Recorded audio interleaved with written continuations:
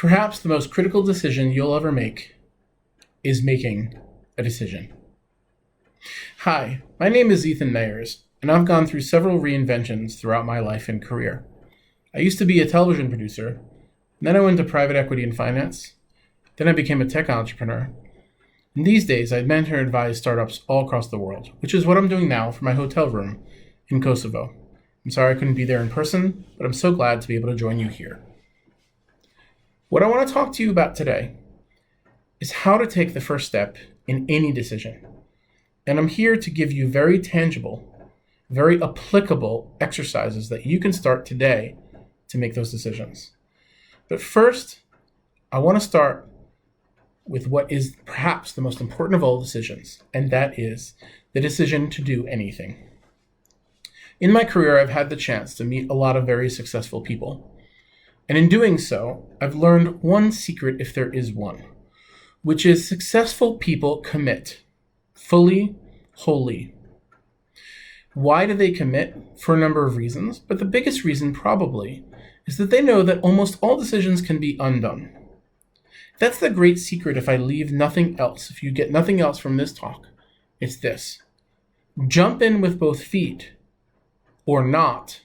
Either is okay. Don't dip your toes in, because you will not receive all of the opportunities the universe has in store for you that way. By jumping in with both feet, that's when you get all of the opportunities. That's when you have all of the right conversations. That's when the magic can truly happen. But that means you have to commit. But maybe I can make it feel better for you to commit, because knowing most decisions can be undone. It's also unbelievable how many people are pursuing goals that they don't actually want. Over my career, I've met many lawyers that have gone through all the certifications and then decided not to practice law because they don't like it. I've met doctors who also have gone through certifications and decided not to practice medicine, and that's okay. We have two voices that constantly want to tell us information. There are sensor data layers. One is our brain, which tries to act rationally, but there's a smaller voice that often gets drowned out, and that's our heart. And if you want to get a little less woo-woo, what I'm talking about is your emotional response to how things feel when presented with different scenarios. This small voice, this emotional layer, this heart, it can easily get drowned out and trampled on by your brain. But by listening to it, that's where the real power comes from. Because what I've seen in my life is that the real magic happens when you commit to something that you're passionate about, can give it all of your energy until such a point that you decide not to. See, that's the beautiful thing about decisions. You can decide to commit to, let's say, a startup today, and tomorrow say, you know what, that was a mistake. I'm going to change paths. But to the extent possible, commit and see where it takes you. For the rest of this talk, I want to give you real, tangible, and applicable exercises that you can do to help you get started or to help you through a critical decision in your life. So the first one I'll say is called the key exercise. Now the key exercise focuses on you trying to be present. I'll start by saying the key exercise as I tell you. You don't need to solve it now. This is not something that you should leave this talk and go write down on a piece of paper. If you can, that's great, successful. But the first time I did it, it took me about 3 weeks to really work through it, a couple minutes a day. So let me just tell you what it is. It's a very simple one. To the extent that's possible, and this might feel uncomfortable, but you have to pretend that you're there. This is also an exercise to do alone. This is not to be done with anyone. Of course, you can share as you feel fit with your personality type. If that makes sense to share with friends and family, you can. But ultimately, you're trying to simply get in touch with what you want, independent of what anyone else wants for you, independent of what you're involved with. So here's the exercise. It's a very simple one. It's 3 years from now. It's not 5 years, or it's not 10 years. It can be very challenging to answer something that's going to happen in 5 or 10 years. This is 3 years from now. So because this conference is the start of summer 2022, so let's talk about the summer of 25. It's only 3 years from now. It's 3 years from now. It's dusk. It's that magic hour when light just looks so beautiful. It's the perfect temperature. Some people like it hot, some people like it cool. Whatever you like is what you need to feel. Because what you're trying to get in, you're trying to imagine yourself at your front door. at dusk with perfect weather. It was a perfect day. And when I say perfect day, I mean it was a spectacular, glorious, one of the best days of your life. It just felt great. Not necessarily that anything super magical happened. It just was one of those days, and we've all had them, where we just feel the universe is just great. We're feeling a natural high. We're there. We're at our door. It's 3 years from now. It's summer. We're getting ready to open the door. We're putting the key in. Some of you have metal keys. If it's a metal key, I want you to feel this and hear the sounds of that clinking as the metal key goes into the door. If you have a digital keypad, I want you to imagine yourself pressing the buttons and feeling and hearing those electronic tones. It's summer. It's 3 years from now. You're coming home. You're putting your key in your door. You take a moment, you just take this deep breath, and you just feel great. It was a great day. You have to be there. And then you ask yourself 2 questions, and 2 questions only. What am I coming home from? What am I coming home to? That's it. You pay attention to what your heart says. You pay attention to that small voice. You're paying attention to what your emotional response to different scenarios play out. You'll find yourself doing this exercise, finding a different scenario. There's a big meal waiting for me on the other side of the deal. I'm getting takeout on the other side of the meal. It doesn't matter. These are all personal for you. And you're paying attention to how this feels inside. So I did this in a very real way. I was 32 years old. I was stuck professionally. I didn't really know where to go. I don't even know how I came up with it, but it's just where I came up with, and I was trying to be realistic about where I was. And it took me a couple weeks to really fill it out, and not continuously, 5 minutes here, 5 minutes there, over the course of 3 weeks, and put myself through scenarios. You want to try to get to around 3, maybe 5 at the most, answers to that questions. It can't be too many because you can't achieve all of that, but between 3 to 5. What are you coming home to? What are you coming home from? At the time, I was living in New York City by myself with my son in a very small apartment. I was frustrated with certain aspects of my career, and I thought that all the answers would be professional. I was actually very surprised that over the course of 3 weeks, where my heart kept landing, and then eventually my brain agreed, had nothing to do with my profession at all. The 3 things I came up with was, at the time I was single and living in a small apartment. I wanted to live in a house. I wanted to be coming home to someone I loved, and I wanted to be coming home from a run. At that point, I was significantly and severely overweight and had not done any exercise in years. I was surprised and at first upset, sort of upset with my heart at this. So what does this have to do with my career? What I learned was it had everything to do with my career. See, what my emotional layer, my emotional sensor network was telling me was that my personal life was not where I wanted to be, and that was actually interfering with all of the goals and things that I wanted to accomplish. So I went with it, and I set out. Now, there are byproducts when you live in New York City and you want to go from an apartment to a house. There are certain career changes that you might need to make. But those are all byproducts from emergent properties. So after 3 years, I ended up moving into a house. I met my future wife, and at the end of the 3rd year, I qualified for the New York City Marathon. So I implore all of you to try this exercise. 3 years from now, you're coming home. It's a spectacular night. I want you to be there at that door. You're opening the door. You're about to turn. Your hand is on the knob. It's about to open. You take that moment to go, gosh, it was a great day. What are you coming home from? What are you coming home to?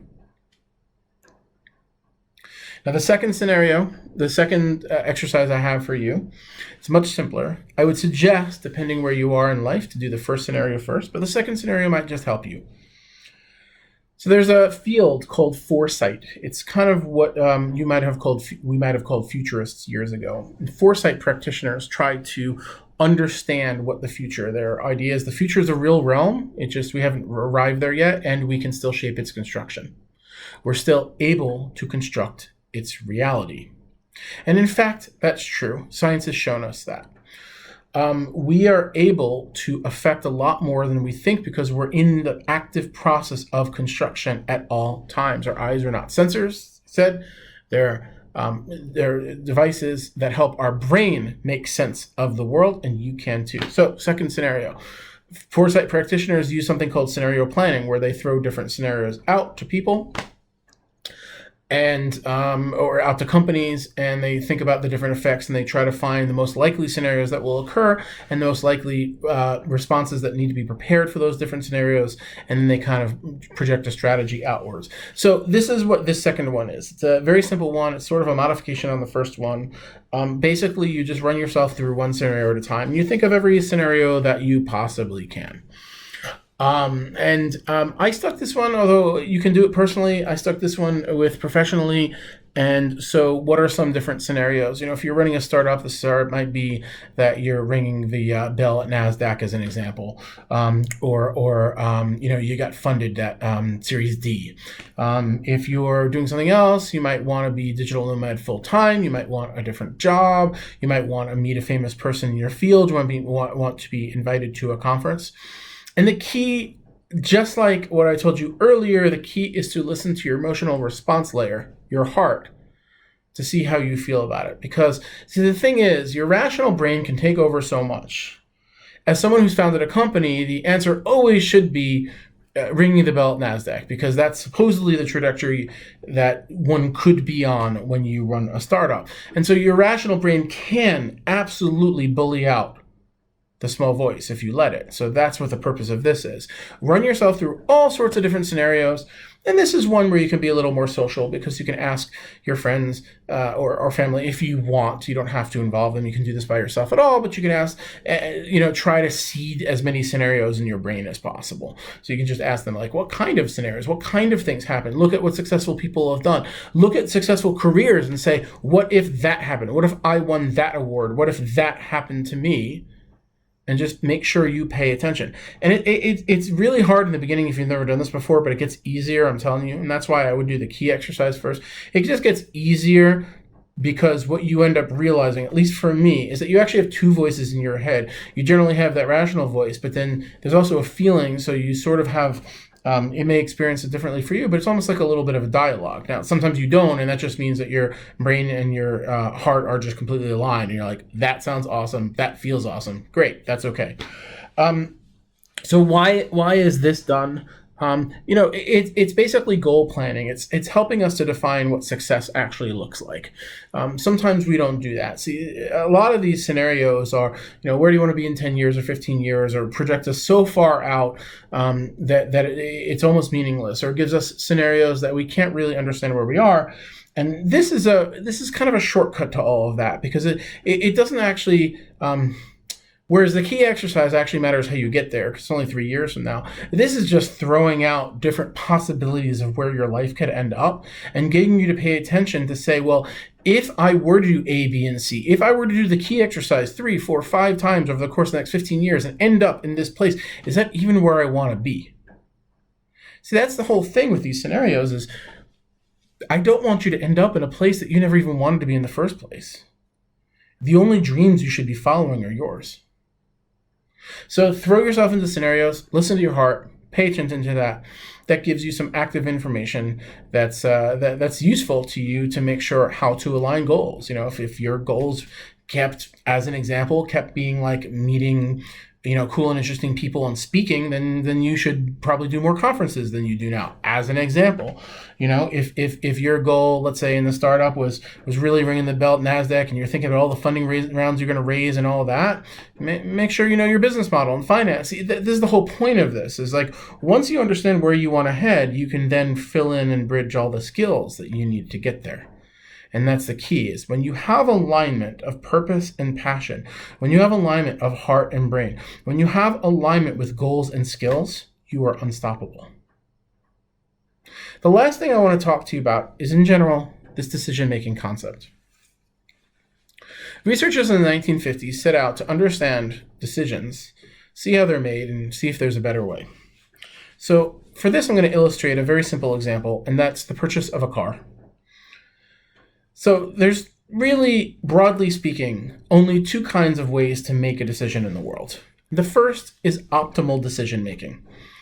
Optimal decision-making, using the example of a car, assumes that we look at every single car that's ever been made, ever available to you. And only when you have the entire full inventory of possible options can you make the right and correct decision. Now, hopefully you're already thinking what I'm thinking, which is that's impossible. And yet, that's how most people operate. Without having an alternative, optimal is actually the default decision-making process. Where should we go on vacation? Let's get a map of the earth. Let's figure that out. And then it's going to be routed. It's going to be eventually changed by the cost of airline tickets, how long things take, flight schedules, things like that will eventually do it. But you didn't start out that way. You started out with, we can go anywhere. And that's optimal decision-making. There's a second type of decision-making available to us, and that's called satisficing. It uses a great concept, again from the Foresight community futures, called backcasting. And the concept here is instead of starting here with a vague goal, I want to go on a vacation, and then looking at all the possible answers, or I need to buy a car, and looking at all the possible answers, it starts at the end and says, what does a successful car purchase or vacation look like? So let's take the car, for example. What does a successful car purchase even look like? So let's pick some criteria. I don't like the color green. That's not true, I do, but for this purpose. I don't like the color green. I want it to be 4 doors. I want it to be less than 75,000 kilometers, and I need it to be below a certain price. So those are all perfectly reasonable to say, if I got a car, those are actually the bounds anyway, because I'm not, I'm not buying a brand new Porsche at this stage. I'm buying a used car for this purpose that I'm doing. So by doing that, you define what criteria of success is. Now, Satisfice, and this is where I differ from it a little bit, Satisfice argues that the first car that meets those requirements you should buy. Now, I add one element, which is time that you're willing to commit to such decision. In the case of a car, it's kind of a big deal, and I might commit, let's say, 2 weekends worth of car shopping to it. And I would purchase a car that met my requirements if I found it within 2 weeks.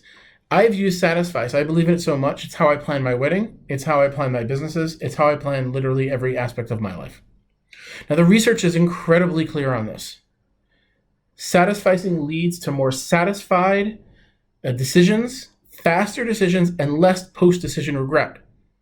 The other factor is that as this world gets more complex, optimal decision-making becomes even more increasingly difficult to achieve. In other words, it's impossible anyway. So let's start at the end. And I think that's a lot of what I've been talking about with you today anyway. Let's start at the end and work backwards. Let's get in touch with our small voice, understand what success looks like for us. This is key. For you. Not for me, not for your friends, not for your family, not for anyone sitting around you. What does success look like for you? Or in the case of relationships or partnerships, what the people, the stakeholders, what matters to them, and let's construct decisions and systems that work for them. So in conclusion, let's use the key exercise to make sure that we're headed down the right path, to make sure that we can actualize and visualize a world short term in the future that we can actually achieve, and make sure we're doing the right things. Let's use scenario planning to make sure that we're in touch with where we want to go and what resources and where we should spend our resources and our skills and what we should focus on. And finally, let's think about a different way to make all of our decisions with the goal of success first and work backwards from there so that we can constantly reinvent ourselves. And the last piece I'll leave you with, which is the most important, the reason you shouldn't feel scared to commit to a decision is because decisions can be undone. But decisions not made rarely ever get done. I appreciate you spending a little bit of time with me. I know you have a great conference ahead of you and a lot of great conferences behind you. And I'm really glad that we were able to spend this time together, and I look forward to meeting you all in person one day. Have a great afternoon.